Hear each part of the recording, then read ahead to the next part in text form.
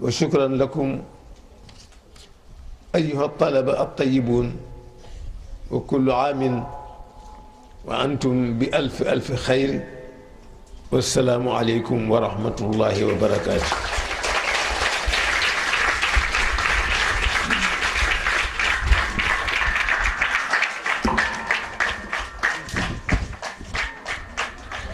ñu di ko confirmer école kër Seydi El Hadji Malick yëpp la waxuma sax kër Seydi El Hadji waaye école jullit yëpp la. tariqa bu mu neex, mbooloo mu neex, citoyen bu mu neex,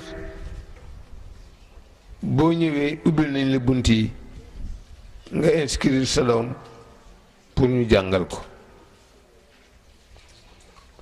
muy première école nag bu ñu taxawal fii ci dëkk bi, mu laaj itam muy yokk di dox. loolu ñu ngi ci, des na tuuti ñu commencé internat bi. su ko defee ñu ñëwaat nag tey rek ziar si leen yéen waa école bi yëpp,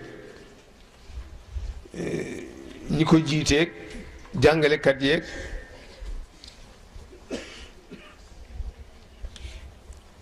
élèves yeeg seeni mbokk muy parents d'élèves yi ak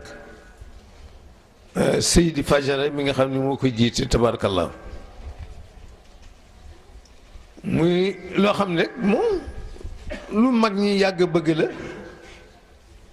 combien de fois la El Hadji Malick taxawal jàngukaay daf ko tabaxul la parce que moom ci façon ba mu doon jàngalee toog taalibe wër ko loolu la jamono ba laajoon. ni leen bépp communauté bu mu mën a doon te xam-xam lalu ko, communauté ba lu mu wax njaaxum la, lu mu def njaaxum la. xam-xam itam bu ko yar lalul amul njariñ. lu tax ñu naan jàngalekat ak yonente yam mooy yonent day yar di jàngale, jàngalekat it rolam mooy yar jàngale.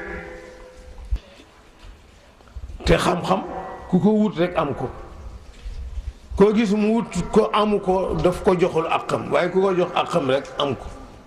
ndax dara du ko joxe lu dul jàng, boo jàngee rek am xam-xam.